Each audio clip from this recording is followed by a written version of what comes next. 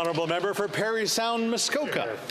Mr. Speaker, after 8 years of NDP Liberal borrowing and spending, this Prime Minister is just not worth the cost. 90% of Canadian mortgages up for renewal in the next 2 years are at fixed interest rates of about 3%. Today, there are 3 million Canadians about to head to renew their mortgages, and they're facing rates of up to 7%.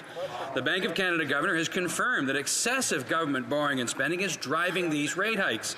So when will the Prime Minister end the inflationary spending, balance the budget to lower rates so that Canadians can afford to eat, heat, and keep their homes? The Honourable Deputy Prime Minister. Mr. Speaker, I am glad that the member opposite has asked a question about mortgage renewals because it gives me an opportunity to be sure that all Canadians know about the Canadian Mortgage Charter, which we published in the Fall Economic Statement a couple of weeks ago. The Canadian Mortgage Charter gives Canadians who are facing a mortgage renewal a clear sense of what they have the right to ask their bank to do in terms of tailored support. It's providing Canadians with relief right now, and I urge everyone to take a look. The Honourable member for Parry Sound, Muskoka. Well, I can bet that their mortgage charter and any other photo ops and PR stunts they do are about as useful as monopoly money, but more Liberal vanity projects and PR campaigns clearly aren't going to fix the fiscal mess that this Liberal-NDP government has caused over the last 8 years.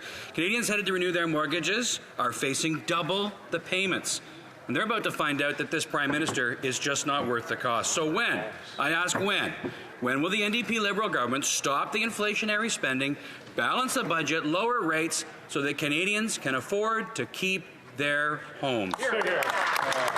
The Honourable Deputy Prime Minister and Minister of Finance. Mr. Speaker, as I think everyone in this House knows, Canada has a AAA rating and the lowest debt and deficit in the G7. It is also true, Mr. Speaker, that our government invested in Canadians during COVID, and we were proud to do so.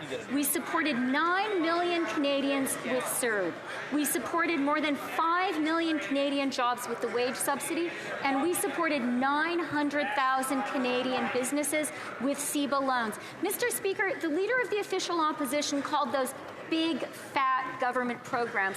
I call those life rafts for Canadians when they needed them the most.